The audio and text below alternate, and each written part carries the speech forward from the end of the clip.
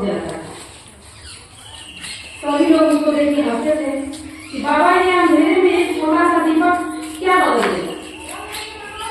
बूढ़े ने मुस्कुराते हुए जवाब दिया, यह छोटा दीपक पूरे अंधकार को तो नहीं मिटा सकता, लेकिन यहाँ जल रहा है, जहाँ जल रहा है वहाँ अंधेरा नहीं रहता।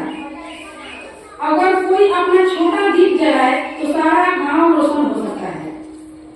इससे संदेश ये मिलता है कि हर बच्चा, हर शिक्षक, हर माता पिता अगर अपने हिस्से की जिम्मेदारी निभाएं तो शिक्षा का उजाला हर कोने में फैल सकता है। हम सब मिलकर अपने गांव और देश को शिक्षित और सशक्त बना सकते हैं।